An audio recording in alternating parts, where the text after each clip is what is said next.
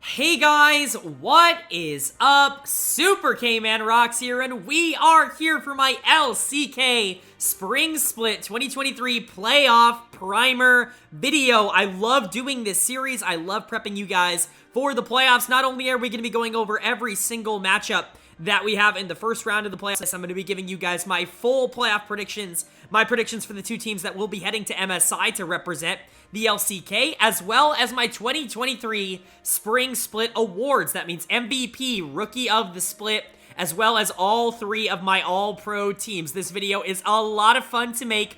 This is the culmination of everything that we've been doing in the Spring Split so far. So I hope you guys are excited for it. Of course, if you are, let me know down in the comments section below. I'm going to be spouting a lot of opinions, a lot more so than my weekly reviews in this video. And so that really opens up the door for you guys to share yours as well. Of course, disclaimer at the start of the video, these are all just my opinions. At the end of the day, we're all going to have watched the same games and we're all going to have taken different things from them. And so we might have different opinions here or there on some minute things. As long as the discussion stays respectable, I'm happy to have that conversation with any of you guys down in the comment section below. So let me know what your thoughts are on MVP, you know, the All-Pros, who you guys think are going to be winning in the playoffs. There's a lot of good options in the LCK this split, and I'm excited to go over it. But in this video, like I said, we're going to be starting off going over my 2023 Spring Split Awards, and then we'll be looking at our first round matchups as well as previewing, you know, our first and second seed to make sure that you guys don't miss out on them. And then at the end of the video, we're going to do a full bracket prediction for what I expect to happen here and what my predictions are for playoffs. And so I'm excited to jump right into it. Let's not waste too much time, and let's start off by the biggest one yet, the biggest award that we're possibly going to give out here, the LCK MVP for Spring 2023. Now, there were a lot of good candidates, a lot of players that played really well this season, but there really was only one candidate. This was a pretty easy choice. My 2023 Spring MVP is going to go to Keria, the support for T1. This was not a particularly difficult decision to come to. This was a really, really good split from Keria. You can see the ridiculous amount of games that he's played on Nami, you know, something like Ashe, Lux, where he plays it ridiculously aggressive, but what isn't encapsulated here is just how quickly he changed the perception of what the support role was in 2023. Of course, if you haven't been watching, first of all, you should be. The games are really great right now, but if you haven't been watching, Keria has completely changed how support is played by bringing in a ton of marksmen into the position. You'll see the Ashe on the list here, but things like the Caitlyn, things like Kalista, he's brought out Varus, a ridiculous amount of AD marksmen down in the support position that Keria has been able to pilot to wins, and it really just shows the difference between him and everyone else. If we can cast our minds back to 2022 for a quick second, I actually released my top 20 players at Worlds 2022 last year, and I got a bunch of pushback for putting Keria as my second-ranked support in the entire world. A lot of that was because a lot of people said that he was going to be a little bit more meta-reliant. He was someone who was really good on a lot of these engagers, but hadn't necessarily shown it on a lot of these more passive enchanters. Well, if that's the narrative with Keria, that has been completely destroyed. The enchanters this year were absolutely stellar. I mean, the Nami win-loss record shows that, but obviously being on the best team might help your win-loss record. But let me just say, I've said this throughout the year, his Nami is just different. It's different than anybody else's in the world that I have ever watched play this champion. That bubble is point and click. Those ultimates are absolutely on point every team fight. It is unfair to play against him in lane because of the amount of pressure that he can exert on a champion that just typically isn't supposed to do that nearly as early as he's able to do it. Obviously, adding on to that, you know, something like a Lux, which is typically an enchanter, but hell, Keria basically plays her like an engager, playing basically melee range. Add in the marksmen, who are a lot more frail, not necessarily ones that are going to be going all the way in. I think the narrative surrounding Keria being a one-trick on engagers has just completely disappeared after this year, rightfully so, and, you know, he's kind of led T1 to a ridiculous record this season and just a dominant performance. Really, there weren't a lot of other options for me when it came to MVP. My honorable mentions here, second place for me is going to go to Faker on T1. Kind of ridiculous that he had the season that he had and he's only getting second place. In 90% of seasons, he's going to be LCK MVP after the way that he played this year, but his teammate was just slightly better in Keria. He was kind of ridiculous, but Faker was awesome, continuing to grow and show that he's awesome as a carry. as a supportive player, this genuinely might be one of his better splits of his entire career, which is really saying a lot for the GOAT. And then my third place here was actually going to be BDD on KT Rolster. Some people might be surprised to see him this high, but I thought he was a huge influencing factor on why KT was so good this year. So those are my top three, but for me, it was a pretty easy choice picking Keria over the rest. When we look back on Spring Split 2023 in the LCK, I think a lot of the conversation is going to surround what is the best player in the world right now in Keria. And then moving on into our second major award here in Spring, and that's going to be my Rookie of the Split. There were a lot of decent options, but really, this was also kind of a one-horse race, especially for most of the year. Rookie of the Split in spring of 2023 for me is going to go to FaZe on Gen.G. There really wasn't a lot of other options for me here. This felt like a no-brainer. FaZe obviously came into 2023 with a lot of expectation behind him. Not only was he super good in the Challengers League, but he's replacing the reigning MVP of the LCK in Ruler, who went over to JD Gaming in the LPL. So a lot of responsibility on his shoulders, basically from day one, and honestly, he's done about as well as anyone could hope to do in that scenario. There is a very real possibility that he stepped in and maybe had a little bit of growing pains in Gen.G, but that really wasn't the case. This was one of the best bot lanes in the LCK, basically from day one, and a lot of that, in my opinion, was FaZe being really aggressive and being honestly just really mechanically talented. We can talk about how maybe he doesn't have the game sense that some of the other AD carries in the league do, although I certainly think it is underrated how well he is able to protect himself from really obvious situations. It's something we're seeing other AD carries in his position actually not be able to do, which is sense level 2, level 3, level 5 ganks that the jungler might be going for in the bot lane, and just knowing when it is time to step up, knowing when it is time to back off. A lot of that obviously might be, playing on a team that really helps him do that, a really talented and really veteran team, but you gotta give FaZe a lot of credit. He has actually been ridiculously efficient down in the bottom lane. The only other player that I could conceivably consider for this position is Bulldog on KDF, and even then, I still think there's a pretty big difference in what FaZe was able to offer and what Bulldog was able to offer. For as good as Bulldog was on KDF, and he did have a really good year, especially as the youngest player in the LCK, it just wasn't on the same level as what FaZe was able to offer. That Zeri all year long was a gigantic pick for Gen.G. They wanted to go for some more aggressive plays up in the top lane or the top side with Peanut for most of the time in the early game, and then really rely on their scaling. This is one of the most dominant scaling teams in the league in Gen.G, and I think FaZe is actually a big reason for that. His team fighting definitely came out, and that's why you're looking at champions like Zeri. However, we could see them invest a lot into him in the early game. It's not like that was uncommon. We saw it a couple times on Varus, but most notably every single time this team brought out Draven, they were really able to deal a lot of damage with it. Now, obviously, Draven's been a pretty big power pick over the course of the year for almost every AD carry, but I think for FaZe in particular, it really did help kind of diversify a lot of the champions he ended up going to. As good as Zeri and Varus are, they're not necessarily champions that are going to have a ton of agency in the early game. It really gives me a lot of confidence as a player that he can pull out something like the Draven, that this team can invest a lot of resources into him, and he can actually do a lot with it. His damage per game on Draven was ridiculous, but every single leading stat that he has for the entire year is on that Zeri. That is this team's signature pick in the bot lane, and that was certainly something that he felt super comfortable on. But generally speaking, I think he's an incredibly well-rounded AD carry that has immediately become one of the most consistent ones in the entire league right now. He is definitely even in the conversation for All-Pro. No spoilers. We're going to see if he ends up making it later, but as a rookie goes, especially in a class that I think was relatively weak for rookies. I mean, you're looking at basically all of Nongshim in last place, most of KDF, if not all of KDF. There's really not a lot of, rookie talent to kind of go up against if you're FaZe here. So for him to be able to take this award, it was a little bit expected, but at the very least, it's really good to see him play as well as he did so far in 2023. But now that we've got the two big awards out of the way, it's time to jump into my all-pro selections here in spring of 2023, starting, of course, with the first team, and this might shock some people, but let's go ahead and throw it up on the screen now. You can see it. We can all see it. It is quite a lot of red. It's quite a lot of black.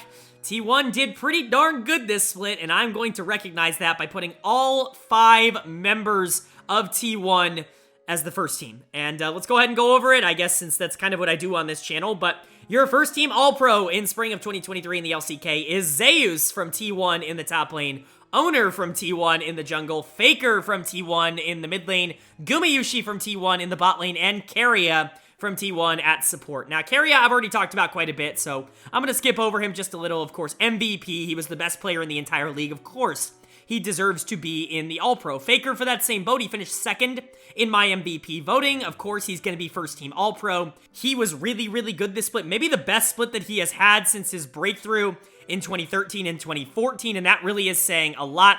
The flexibility that he was able to show on a lot of these champions, it's just incredible how it seems like he continues to get better with age. By the end of last year, we were kind of talking about him as a more supportive mid laner that liked to help out a lot of the young, burgeoning talent on this team, like Zeus, like Owner, like Guma.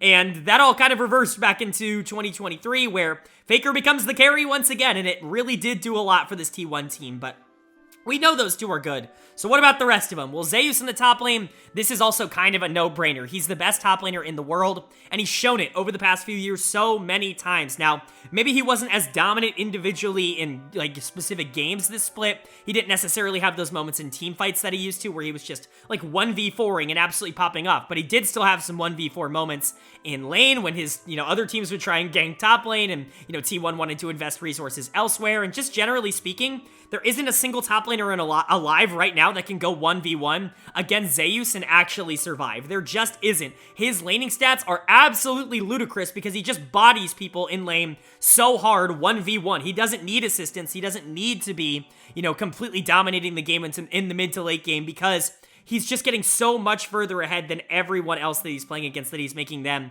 completely null and void, and he's always going to be able to do that against LCK top laners.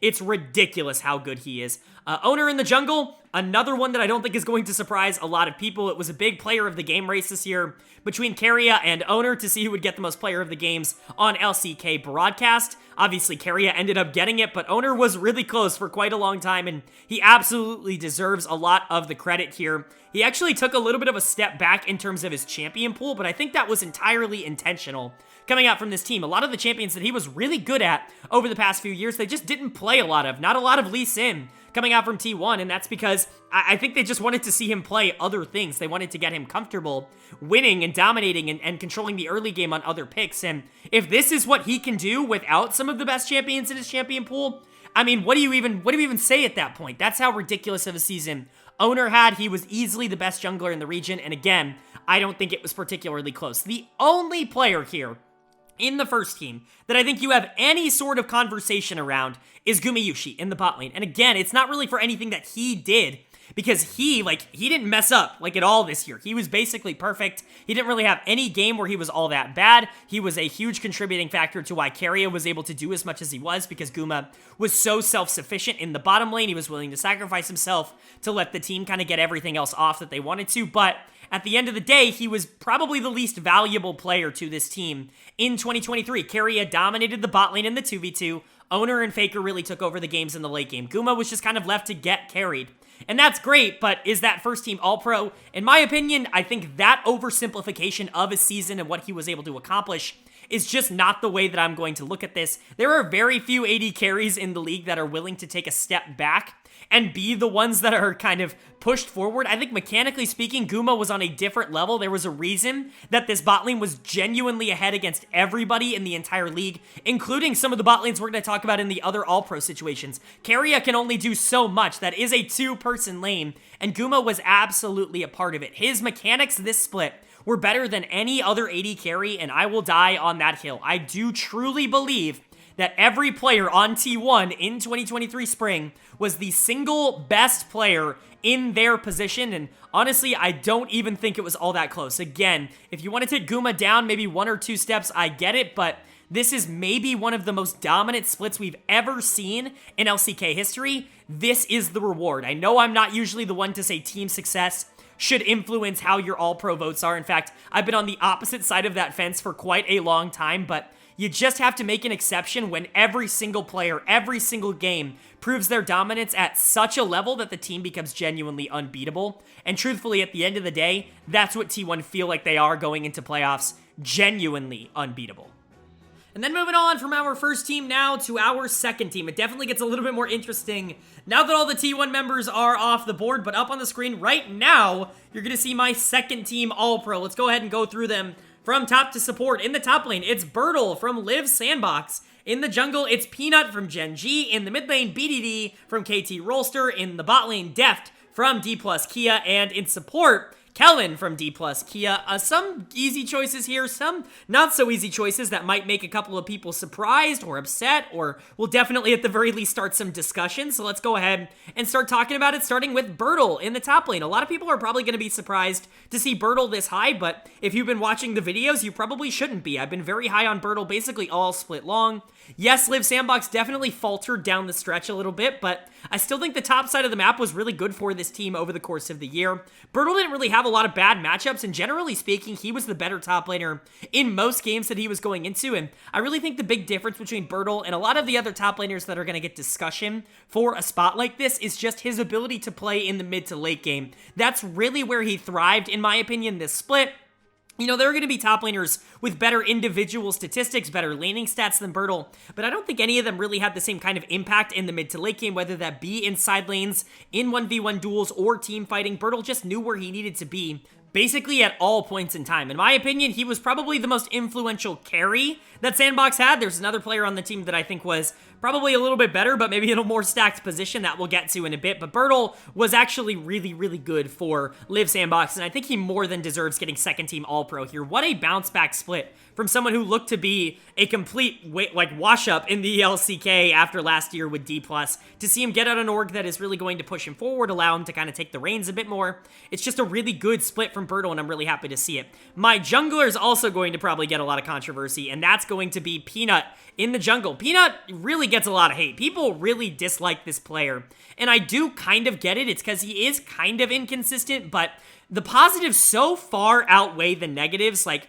I think my theory, and, you know, people might be able to tell me off on this, but I think that people don't watch every Gen.G game, and they see, you know, one, two, 3 games in a row where Peanut's just, like, not very good. He's giving over advantages in the early game. He's leaving pit to not smite Baron, and you're like, what the hell is going on? And then they just don't watch a lot of other Gen.G, and they don't see the 6 or 7 games in a row that he has that are pretty insane, like legitimately best jungler in the region kind of insane. And that's kind of where I think we land. I think for the most part, he is an absolute positive to Gen.G, but there are going to be some games where he just makes some weird decisions. I think he can be a little bit streaky. I think he can let the pressure get to him at points, but for the most part, Peanut is just ridiculously good at the position of jungle. There aren't a lot of junglers out there who are going to add nearly as much value to the team as Peanut is. He can carry. That's kind of something that he used to be able to do a lot more efficiently, but I think he's really taken a nice role on this Gen.G team as a great facilitator for a lot of the other carry-oriented players they have, like Chovy, like Pays that we already talked about. Peanut fits in really well to that team, and I think he really is the cog that makes the engine move on Gen.G this year, and for me, that's a pretty easy choice for second team All-Pro. As for mid lane, this is kind of a contentious ranking, if only because there are so many good mid laners in the region this year that it's kind of difficult to separate, you know, all of them. A couple of them are going to have to miss out on All-Pro, but I have BDD coming in here to second team. I had him third in my MVP rankings. Unfortunately, that means second team because Faker was above him, but BDD was really good. In my opinion, the most valuable player in the league that wasn't on T1. KT Rolster was a huge surprise this split, but a lot of that was BDD really dominating a lot of people in the mid lane, really creating a lot of pressure for that team, winning matchups in both directions in a lot of series, and overall just having a fantastic bounce-back split. Let's remember that in 2022, he probably had the worst split of his entire career on Nongshim. That entire team was a disaster. He had got COVID mid-split, and it really felt like he was never able to recover from that. They didn't really have any synergy, so to see him go to a team like KT Rolster that on paper looks like a team that could be very feast or famine, and see him really just be a hyper-consistent, super positive, game-changing player in the mid lane for them, I think is such a positive that it's so easy to give him the second team All-Pro spot. I would have really liked to give him first team, but again, there's just no one to pick over Faker this year, in my opinion. And then bot lane I'm going to talk about together because it's a bot lane from the same team. Deft, Kellen, they both are going to get second team All-Pro here on Dplus Kia. I just think maybe outside of T1, they are the best bot lane in the league, and it's not particularly close. I think Deft isn't really arguable. I actually would say that Deft is probably the most valuable AD carry to his specific team in the entire league. You can talk about Guma perhaps being better and really allowing T1 to kind of, do all the crazy things that they want to do with Keria, but Deft is winning a lot of games for Dplus Kia. He's the one who's driving that team forward, and I would say he's the 180 carry in the entire league that I think if you take him off of his team, that team does significantly worse. That, Dplus Kia team really does revolve around Deft right now. And that's going to matter a lot for the playoffs. It's definitely going to earn him a second-team All-Pro slot. And then Kellen. This bot lane is really, really good as a duo. It's not just Deft. It's Kellen stepping up. I've been ridiculously high on him as a player. Ever since the Nongshim days, I've been saying that he's been incredibly underrated. I thought he had a really good split for Damwon last year. He just didn't necessarily get the kind of credit that I think a lot of the other supports in the region did. But this is truly the breakout where you can no longer deny that Kellen is one of the best supports in the entire world. He's proven it on meta champions, on off-meta champions. He's a really smart player that knows exactly where he needs to be, and he really just makes Dplus so much more consistent in terms of how they want to play the game. But I think overall, pretty much everybody here on second team had something to prove going into the year, and all of them, I think, proved it with flying colors. And then moving on to our third and final All-Pro team here in spring, and this is where you guys are really going to start getting mad seeing who is on and off the list, technically. So let's go ahead and put it up on the screen right now. You're seeing the third All-Pro team, and it's time to go over who ended up making it and who were some of the snubs that I thought got relatively close. Let's go ahead and go over it. Your third team All-Pro in LCK Spring 2023 is going to be Keen from KT Rolster in the top lane, Willer from Liiv SANDBOX in the jungle, Showmaker from Dplus Kia in the mid lane, Pays from Gen.G in the bot lane, and Lahens from KT Rolster in the support position. Let's go ahead and go over all the people who made it, why I think they deserve to make it, and some of the snubs, because there were some really, really difficult players to leave off of this list, and I'll explain why I did end up leaving them off in a bit. But let's start with top lane here with Keen. I think Keen was really, really consistent over the course of the season. Like I've said, for almost every single top laner throughout the year so far, top lane in the LCK is just one of those positions that, unless you're like mechanically dominating in lane, there just aren't a lot of times where you're going to be dominating the game because top lane's just not a very focal point role in the meta right now.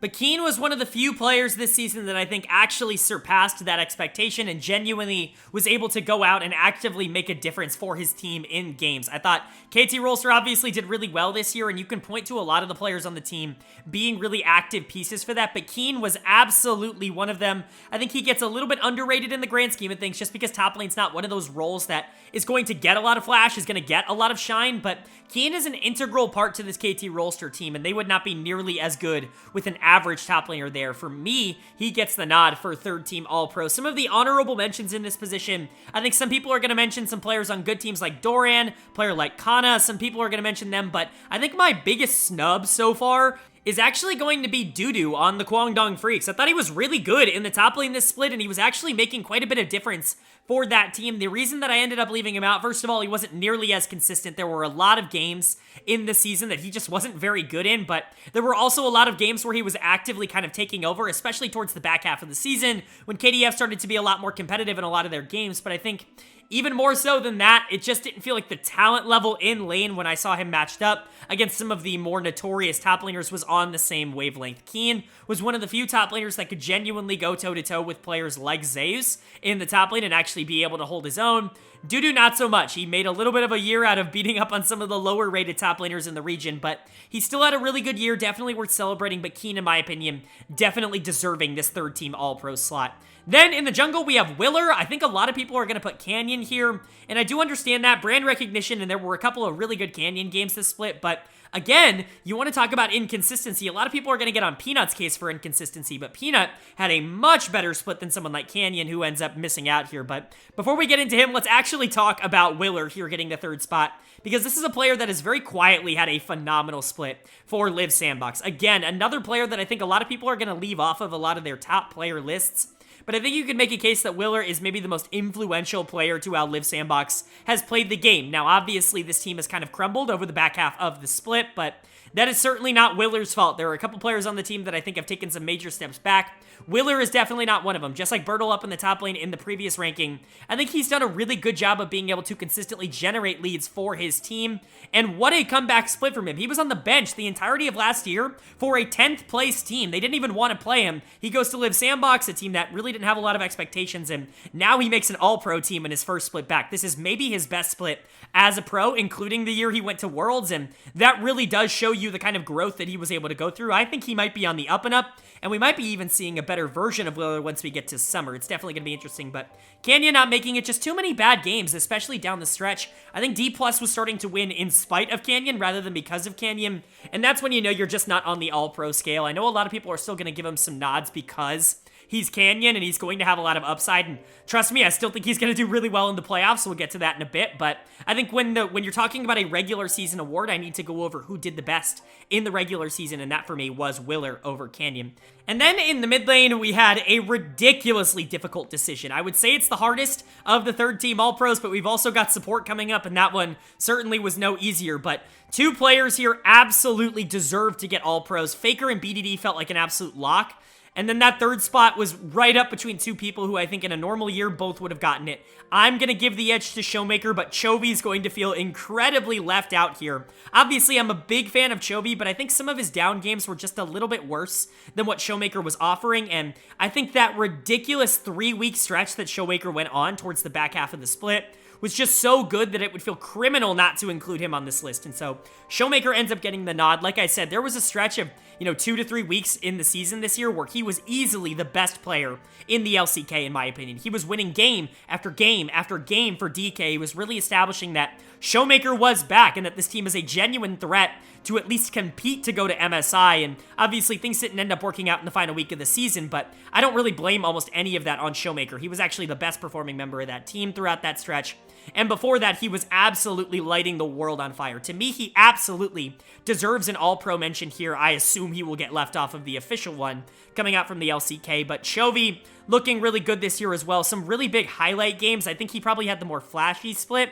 but generally speaking, a lot of the problems that he continued to have last year were kind of carried over into this year, and in my opinion, it was probably a little bit of a worse split than it was in 2022. Yes, the team around him isn't exactly the same, but Chovy was kind of given a lot of responsibility to step up the split, and I'm not necessarily sure he did as much with it as Showmaker did. Now, on the flip side, Chovy was probably much more consistent over the course of the entire split, because the beginning of the split was not very kind to Showmaker in the mid lane. We were talking about him as not being all that good, but definitely that big stretch in the middle of the season was maybe the best that almost anybody in the LCK besides Keria and maybe Faker played all year long, and that for me is enough to get Showmaker on this list. As for the bot lane, this one was also definitely difficult, but it was a little bit easier for me to decide. I'm going to go with Paze in this third and final spot. Rookie of the split ends up making All-Pro as well. I think he absolutely deserves it. There were very few players that actively assisted their team winning the game this year, in my opinion, as much as Paze did. I think the other players that you can consider for this third and final spot, I know a lot of people are going to say Viper, but I actually had Viper 5th in terms of my player rankings this year in the LCK. I'm not necessarily going to say that Viper is the 5th best ADC or anything like that, but rather, I think he had the 5th best split of any of the ADCs. My 4th place was actually aiming on KT Rolster, who I think is probably going to get lost in the shuffle here. But he was really consistent and really good for this team, but Paze was just kind of on a different level. Especially towards the beginning of the year, Paze was actually carrying this team. I know a lot of people can forget about that. He wasn't necessarily the most dominant force down the stretch, but like Paze for the first 3 or 4 weeks of the season was like in the MVP conversation. He was doing that well. So for me, it would have been an absolute travesty to leave him off of the All-Pro rosters. So sorry Viper, sorry aiming. Paze is going to get that third and final spot here in the All-Pro. And then Lehens is going to get my support third team All-Pro ranking, and this one was probably the most difficult. Lehens or Kale on Liiv SANDBOX both completely deserve it. This, in my opinion, was the most difficult decision to make in the entire list. It could absolutely go to either of them, but I'm going to give it to Lehens. I think the bot lane was more consistent over the course of the year. I think a lot of that has to do with the fact that Lehens played with the better AD carry as well, but I have to acknowledge that he was super good this split. A lot of the worries that I had going into the year was the cohesion that was going to exist between Lehens and Aiming, two players that I thought were super aggressive and that, in my opinion, weren't going to work together. Well, I clearly got proven wrong with that. Both of them were incredibly good players this year. Lehens did it on some crazy picks again, and it's just pretty constant. I thought he was going to take a little bit of a step back after leaving an organization like Gen.G, getting to play with a player like Ruler, but turns out Lehens' talent was able to push forward all along. It feels like a lot of the tools that he developed last year stayed really consistent with how he played this year, and hopefully that means he's going to be a more consistent player over the course of the rest of his career. But, you know, for Kale, he absolutely deserves it. There are going to be very few supports that have a season like this and don't make All-Pro for, like, the rest of time. He was ridiculously good. In my opinion, he was the best player on Liiv SANDBOX, but support's just one of those positions where, like, genuinely, like, the first 4 are all maybe top 10 players in the LCK, and so it just makes it a lot more difficult to actually pick through them. But Kale was awesome. I feel really bad about snubbing him because he absolutely is a channel darling, but for me, I would have been crazy not to go with Lehens for this spot. And so those are my all-pro teams. Of course, let me know down in the comment section below what you agree with and what you don't. There are a couple, you know, fringe cases. Showmaker over Chovy. Flip a coin. I went for Showmaker, but you could go for Chovy. Lehens and Kale, flip a coin. You want to go for Kale? I totally understand. Those, I really, you know, if you want to argue about that, you're not going to get any pushback from me. The rest, I do feel pretty confident about those. So let me know your opinions down in the comment section below about those awards and those all-pro teams. But now that we've covered the regular season closing here in the LCK, it's time to go ahead and do our team profiles for every team in the playoffs. And now moving into our playoff primer section of this video, we're going to be going over all 6 teams in a little bit of a different way that are going to be making it into the playoffs. For the first 2 teams that do have a bye in the first round, we're just going to be going over their roster, how they performed in the regular season, and then kind of giving you an idea of maybe what they're thinking about moving into the second round.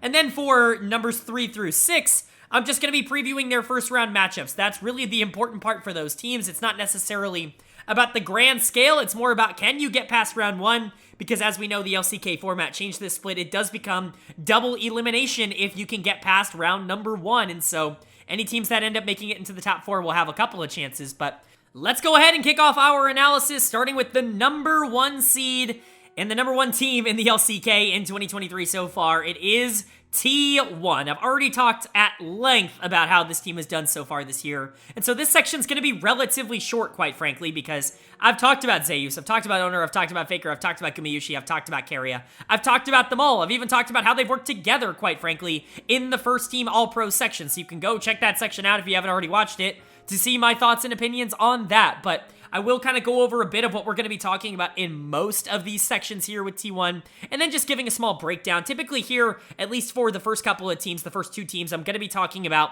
how I think the players did in the regular season, where I think their strengths are, and what the general play style is for the roster. You'll see I'll have some nice stats up at the top of the screen. That's new this year. Hope you guys enjoy those, but things like game duration, first blood percentage, dragon percentage, gold diff at 15, that kind of stuff can really give you a good idea with not only if a team is good, but if a team is good early, and if they're able to dominate in specific scenarios. Now, obviously, you know, champion pool can also show that off a bit as well. If you're playing a lot of Lucian Nami, like T1 is, you're probably winning bot lane a lot because you wouldn't be picking those champions quite as consistently and be in playoffs if you weren't really good at being able to transition those mid-game leads, and obviously T1's really good at that. But when I'm talking about playstyles specifically for T1, it's just really hard to justify anything. It's really hard to pin down exactly how they like to play the game, because truthfully, because of the talent they have at their disposal, they can do whatever they want. Like, everything is on the table for T1. You'll notice some numbers next to the players, the number 1 and MVP next to all of them here. That's just going to show the All-Pro standings. That's not any sort of player ranking in particular. If a player did not qualify for All-Pro, they won't have a number next to them. Just kind of a reminder of some players that might be there to be, that might be worth looking out for. And in T1's case, obviously, it's everybody, but typically this season, they wanted to play through Owner and Keria early. They wanted to be able to generate their leads by either picking a really aggressive bot lane double marksman, or the Lucian Nami have been kind of their go-tos.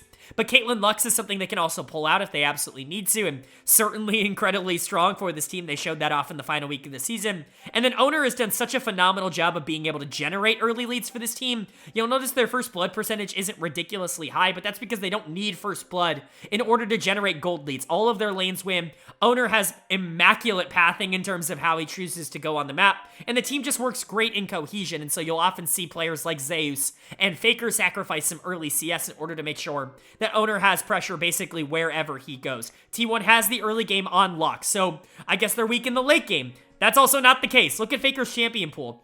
He's actually very much leaned towards late game carries. He's kind of been the insurance policy for this T1 team, and it's the reason he's been second in MVP voting for me, only behind Keria. Keria has really been the dominant force in the early and mid game, generating a lot of tempo for the team, but whenever they need Faker to step up and carry on Azir, on Kassadin, on Gragas, on whatever, right? He's there. He's got it. Sylas, too. A couple of really good Sylas games. Ahri, a couple good Ahri games this year. Faker really is just dominant in terms of how he's been able to play out the mid to late game. He's arguably the best team fighter in the entire league right now, and it really makes T1 this monster that really is unconquerable when you really think about it. How do you play against this team? Well, your top laner is probably already losing, because Zeus does not lose 1v1. Faker has sacrificed some CS to give Owner the advantage, but he's going to come right back into lane, and he's going to assert dominance over you immediately because Owner is going to give him that pressure right back. And Guma and Keria are certainly not losing the 2v2. So how do you establish ground against T1? That's a phenomenal question that I do not have the answer for. This team is going to be an absolute menace in the playoffs. There is a massive reason why they are the favorites to win it all, not only here in the LCK, but to be, the team that wins MSI and is the best team in the world in spring right now, and that's because they really haven't been tested all that much, especially recently in the LCK. They've only had one loss the entire year series-wise, and it was kind of a shock one to Hanwha Life, and so you can really look at this team and not really see a ton of weaknesses, and I would honestly agree with you. There is a reason that every single player made first team All-Pro, and it truly is because they are playing at the highest possible level right now. And then moving on to our other team that got a bye in round number 1 due to some fantastic play in the final week of the season in particular. Our number 2 seed is Gen.G, Generation Gaming, whatever you want to call them. They are the number 2 seed here again, thanks to a fantastic final week of the season where they were able to take down Dplus Kia to kind of ensure that they get the number 2 seed here. This was kind of up for debate for a lot of the year. I had always believed in this team as a relatively good one, but certainly towards the back half, it felt like that was starting to expire a bit. Teams like DK, teams like KT Rolster were really starting to surge, and Gen.G wasn't necessarily giving out performances that reassured fans that they were definitely going to be one of the top 2 teams in the league. However, they do end up getting that second seed. They do end up getting that bye, which is super important because remember, top 4 is guaranteed to at least get into loser's bracket. You get an extra life, essentially, by being in the top 4, and top 2 seeds are guaranteed top 4, so Gen.G is automatically slotted into double bracket, which is super important for this team. It means they can have one of their bad games because I'll just jump into it really quick here. Gen.G is not exactly the most consistent team, even though that's kind of the way that they like to play the game. This is your standard LCK team. When you look at every team in the LCK, KT, DK, even teams like SANDBOX and Hanwha Life, they are much more explosive, in my opinion, than a team like Gen.G. They don't necessarily have the big, boom, pow games where they're just going, one kill for 40 minutes, and then eventually they just out-mechanic everybody. That's not really how this team has played the game over the course of this split. They really have liked, kind of taking it longer, going into team fights, being a little bit more structured, playing for objectives. And I do think that there definitely is a place for that, especially in playoffs, but they're probably the team that most exemplifies that style, in my opinion.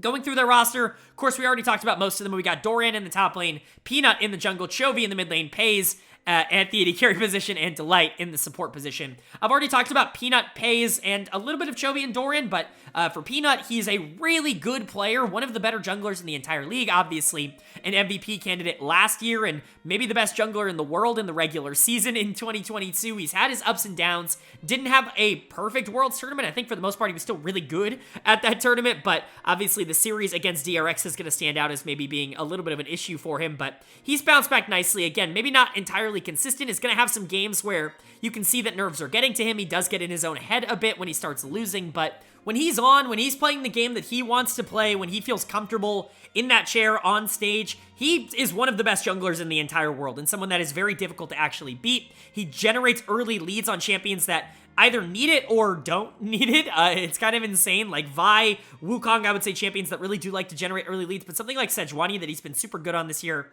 I think, something that really does scale well into the late game. Things like Poppy are also, of course, in his wheelhouse. I mean, these are more supportive picks. Again, he's not going to be the main carry for the team. He's going to try to set up the rest of the team, and that falls on your main carry in this team for the most part. And that's actually going to be Chovy in the mid lane. I know he's not on the All-Pro teams, but that's because, again, mid lane is so ridiculously stacked. He is number 3.5 in the All-Pro, right? He is right there on the ledge, definitely in the conversation. But Chovy is this team's main player. He's been really good, especially over the back half of the split.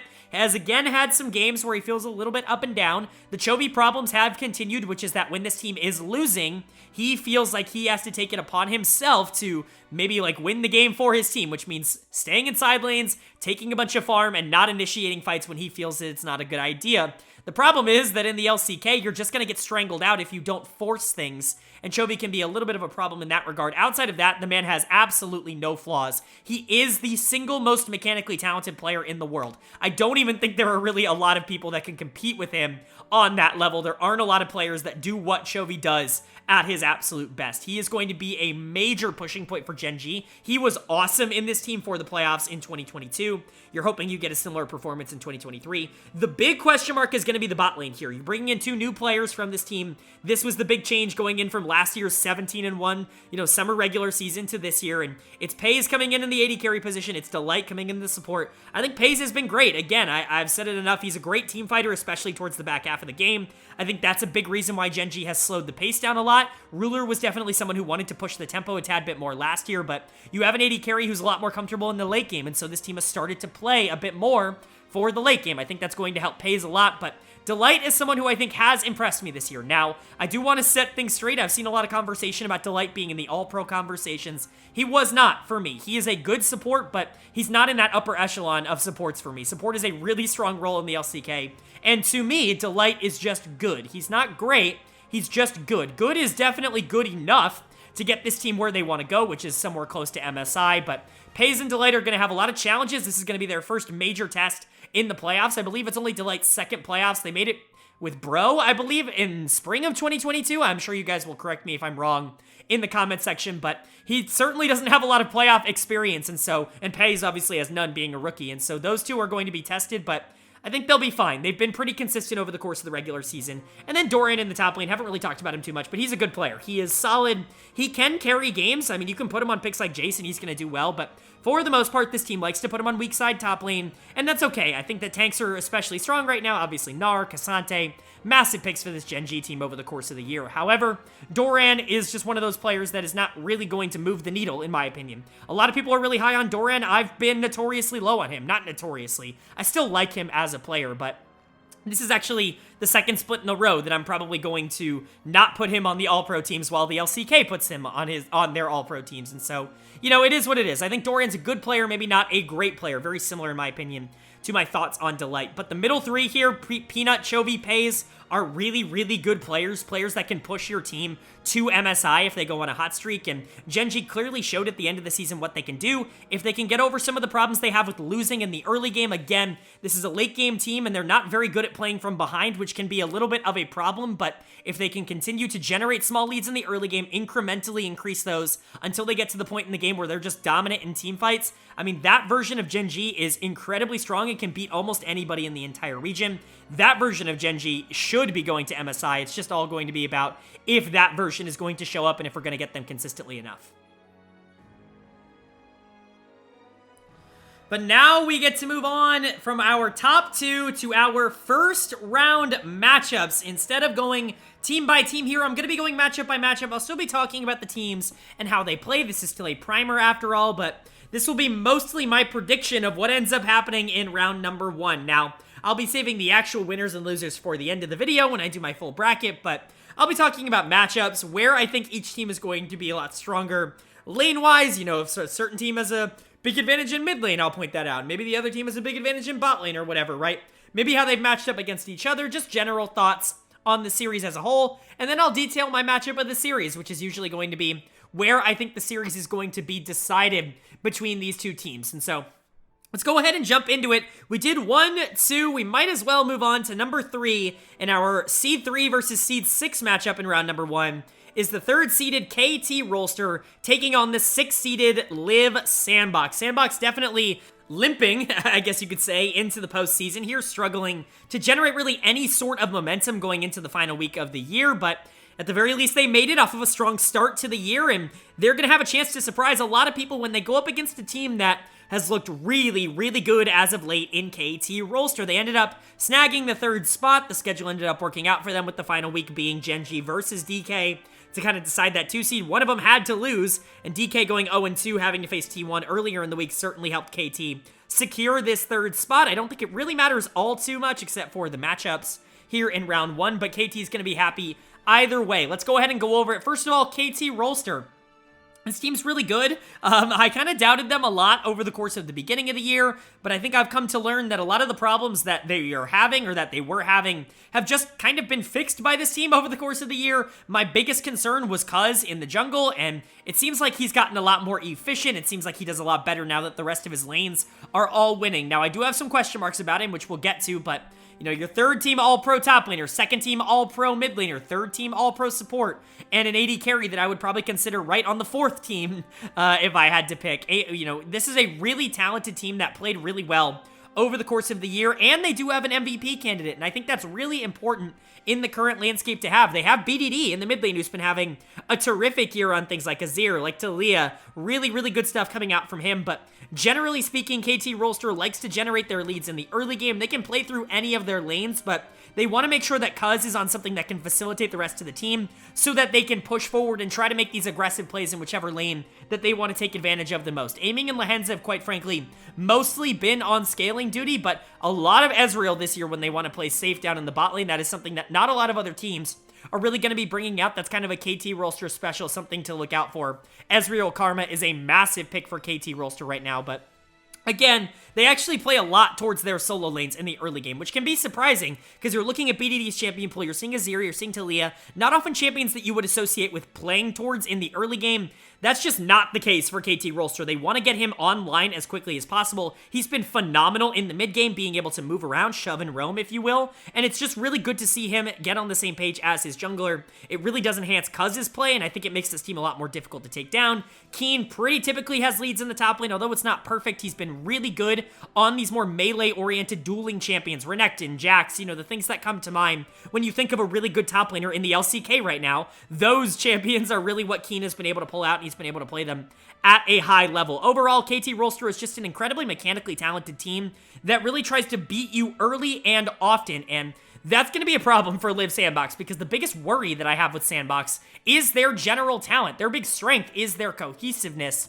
as a team. I do think they play together really well as a unit, but there are some major question marks in terms of what this team is going to be able to do talent-wise. Now, that's not to say they don't have good talent on this team. I think Bertle's had a good year. I think Willer has had a really good year. I think Kale has had a good year. Closer started the year absolutely on fire and cooled off tremendously. Envy in a similar boat, but he cooled off even harder. The problem is your two weakest players are in your carry roles, and that's not going to do well into BDD and aiming. That is my big concern with this team going into this series, is that not only have they been on a massive cold spell in recent weeks, but Bertle, Willer, these are good players that can challenge players like Keen and Cuz, which is a really good side for SANDBOX. I just don't know if the actual most important roles in the game right now are going to be able to do that. Closer is a player that I've always been much lower on, I think, than general consensus. I think he's had some really good games on champions that I would consider his champions, things like the Sylas, even the Azir that he's kind of worked into his champion pool, but look at the rest. I mean, 2 and 5 on Akali, that was his signature champion for most of his career,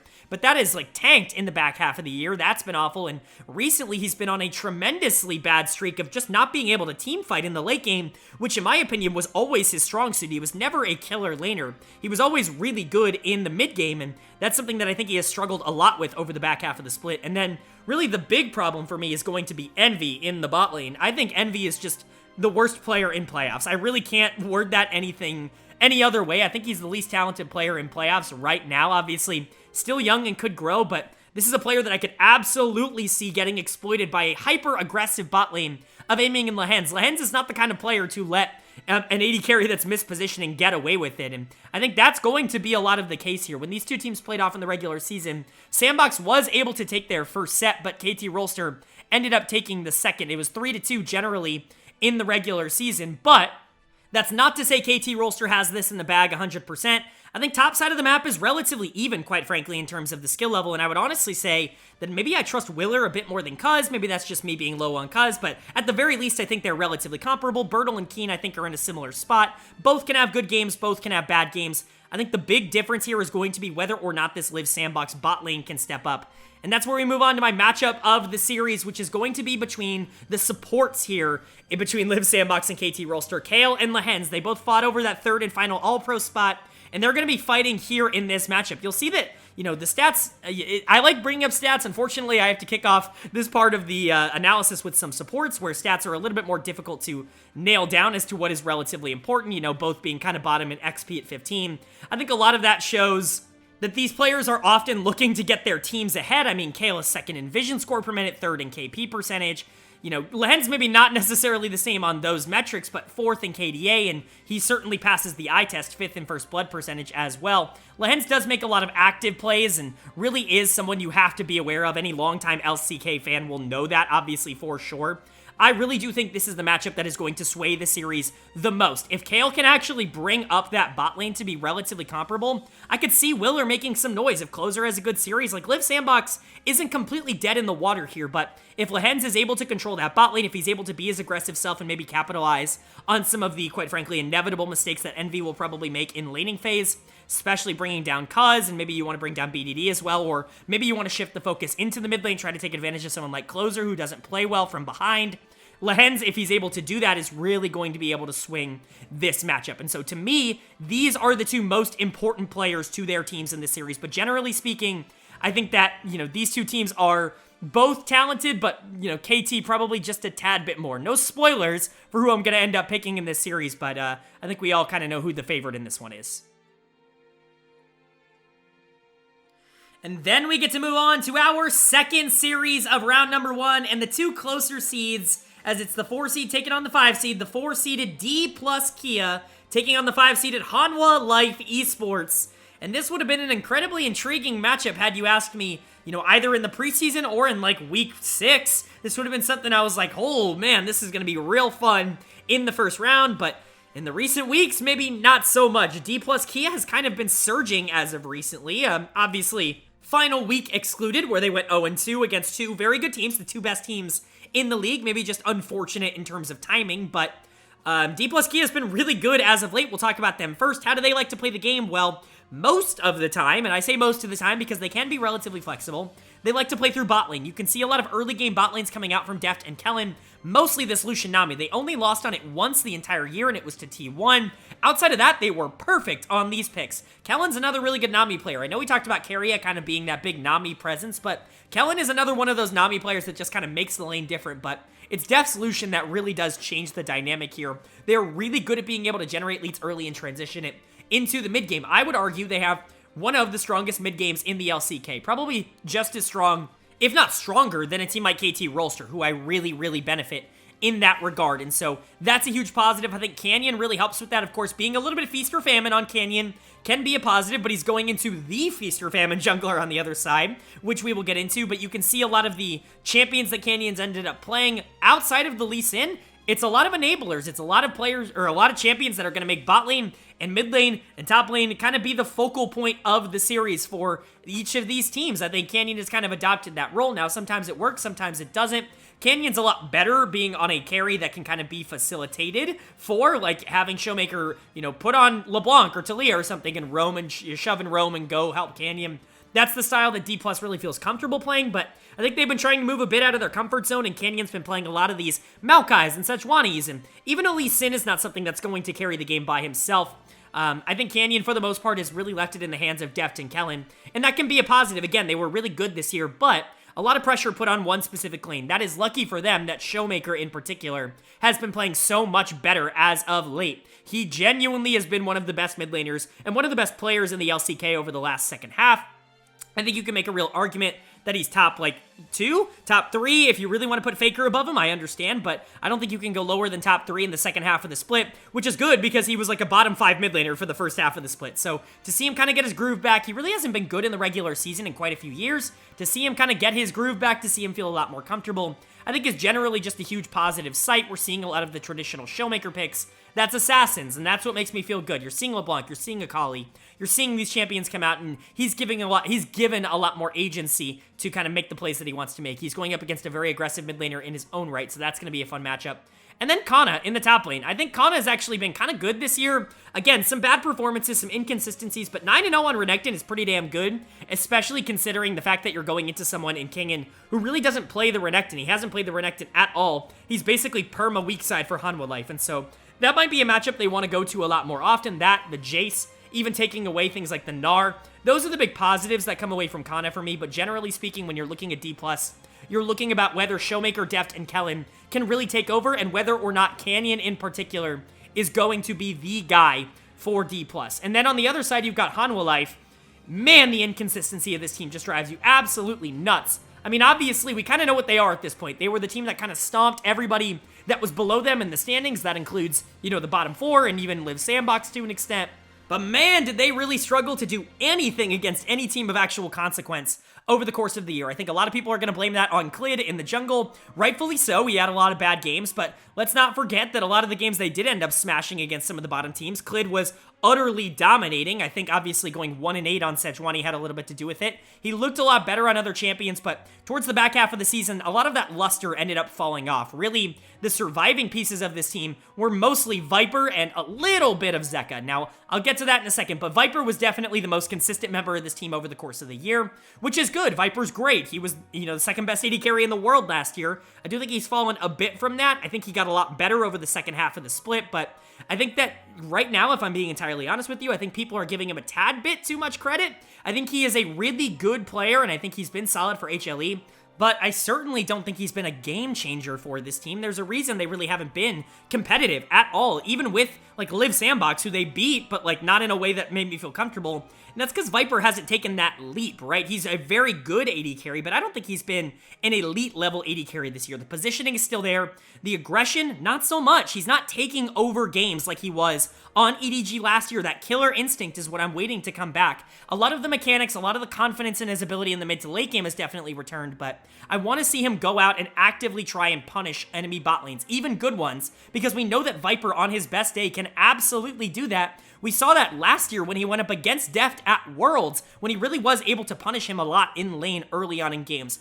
I'm not saying it's going to be a repeat of that. I think Kellen versus Life is definitely a pretty D+ favored matchup, but Viper's going to be needed a lot in this series. Zeka is also going to be needed a lot. He's had some ups and downs, but again, somehow I think we've been trapped in the same position that we were kind of in 2022, although I think it's to a lesser extent. I still think Zeka's being undervalued in the grand scheme of things. A lot of people are talking about how Zeka had some miracle run and then he came back to the LCK and was immediately bad again.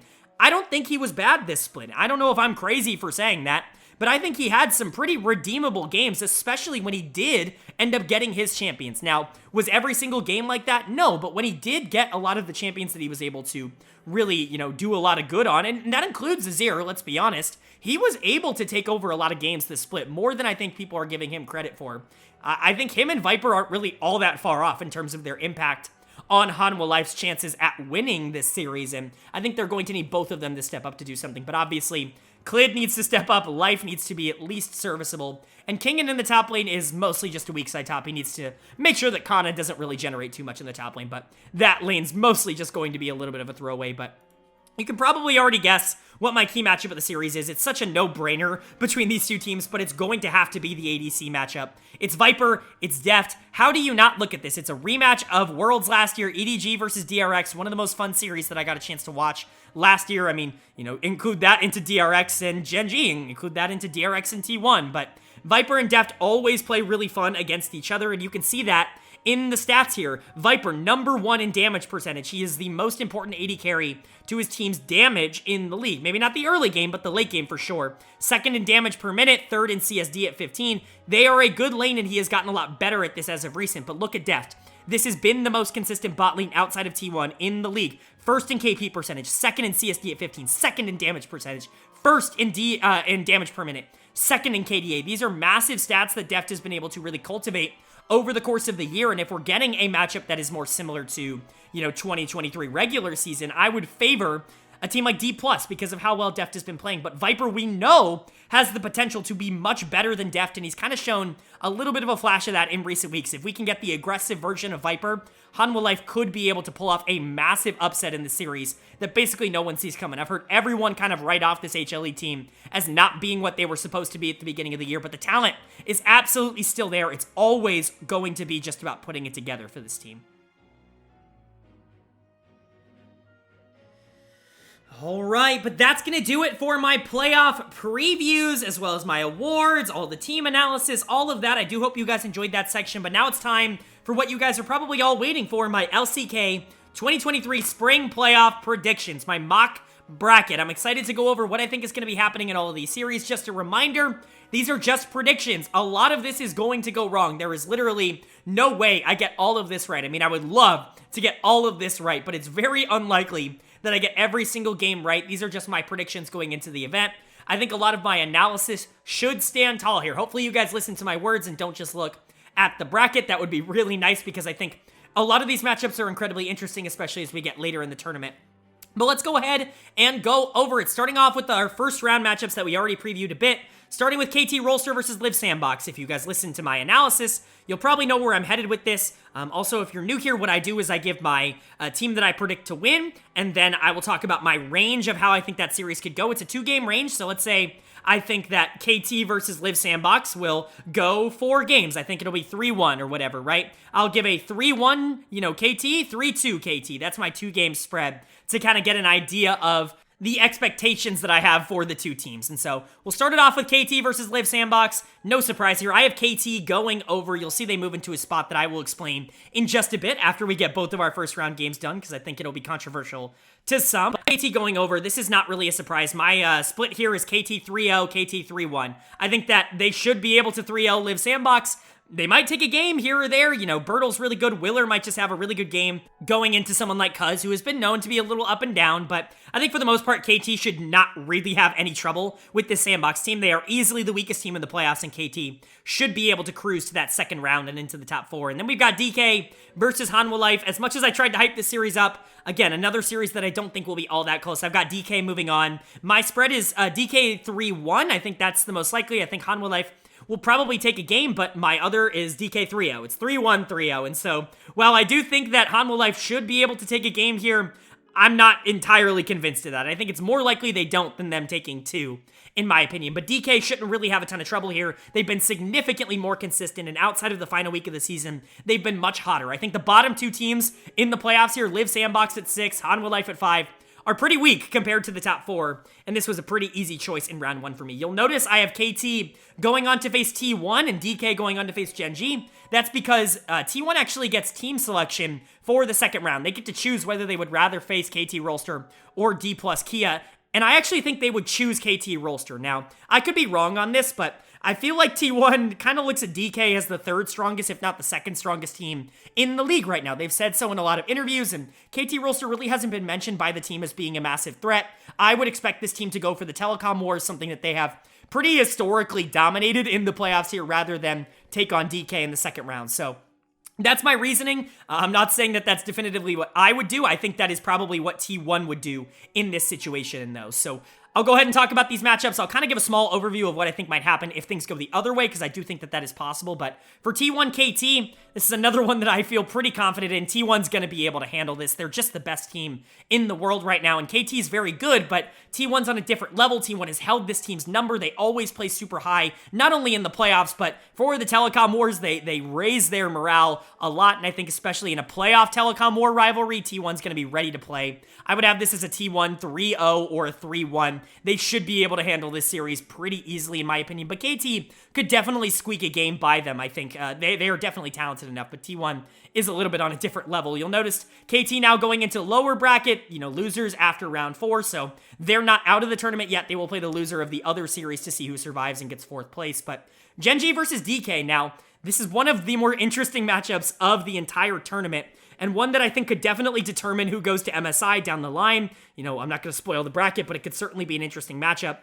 In this first one, I'm going to go with Gen.G, and I think this one will be really, really close. These two teams are going to play tough against each other. They almost always do. In fact, they trade back and forth a lot more frequently than you'd think. Gen.G does kind of have the advantage in terms of head-to-head over the past couple of years, but also, these two teams are both really, really good, and so I have Gen.G going over. I think this will be a 3-2 Gen.G, 3-2 DK. That's my spread. I think this really could go either way, but I would expect Gen.G to be able to take that on. That means KT and DK head to the lower bracket. T1 and Gen.G head to winners finals.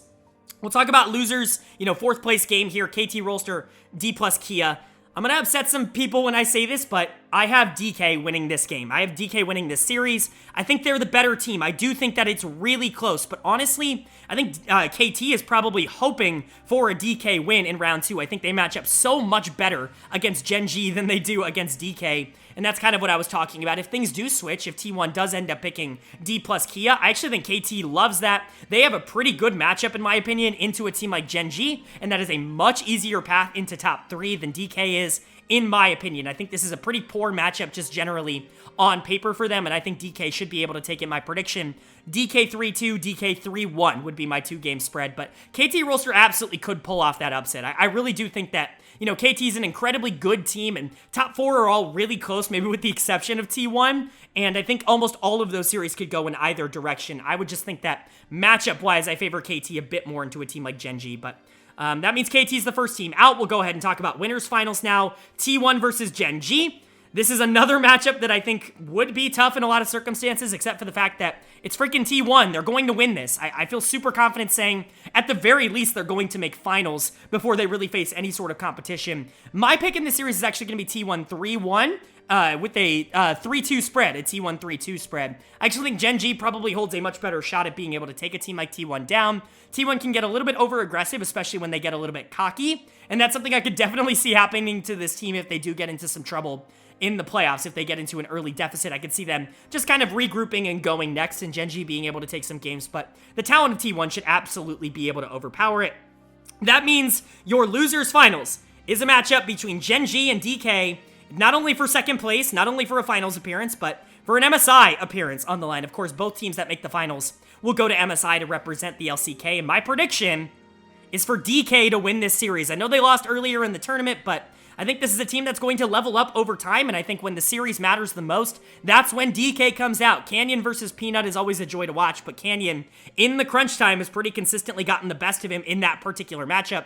I think the thing will be the same here. I still think that the spread is going to be DK 3-2, Gen.G 3-2. I mean, if Gen.G was able to take both, I would not be surprised. If DK was able to take both, I would not be surprised. But however this ends up going, it's going to be a lot of fun. Both of these teams always play each other super tough. But that means my finals teams here, T1, DK, those are the 2 teams that I have representing the LCK at MSI. And you know who's going to MSI as the #1 seed in my predictions. I would be an idiot not to pick T1 here. I mean, I would be losing my mind if I didn't pick T1, but I do think they should be able to take down basically anybody that's in this spot, DK included. In fact, I think they'll have an easier time taking down a team like DK than maybe a team like Gen.G, unless DK's super informed by this point. I mean, peak Deft, peak Showmaker, peak Canyon, then it could be interesting, but I'm going to say T1 3-1 or T1 3-0 as my spread for this series. I think T1 should be able to just get the job done in the postseason. They are the best team in the LCK. They are the best team in the world right now, and I think they will prove that definitively in the playoffs. But that's gonna do it. I do hope you guys enjoyed. If you did, let me know down in the comment section below. There's my bracket filled out, so you guys can criticize that into oblivion. You can tell me why KT Rolster is going to MSI. You can tell me why Gen.G is going to MSI. Hell, you can tell me why SANDBOX or Hanwha are going to MSI. I'd love to hear you guys' thoughts, as long as they are, formatted in a way that is more conversation rather than telling me what the right opinion is. Of course, there is no right opinion at the end of the day. We will see what ends up happening, but we can all just take our guesses for now. But, of course, let me know all of that down in the comment section below. If you enjoyed this video, hit the like button. I'm not only going to be doing the LCK, I've got an LCS version of this video coming out tomorrow, because a lot of those games are getting started soon as well. And then, of course, LPL will be following. LEC is going to be around the corner. These videos are going to be coming hot and heavy, and I would really appreciate it if you hit the like button and the subscribe button so you guys are ready for when those videos go live. But, of course, with all that being said, I hope you all are having a great day. I hope you continue to have a great day, and I will see you all later.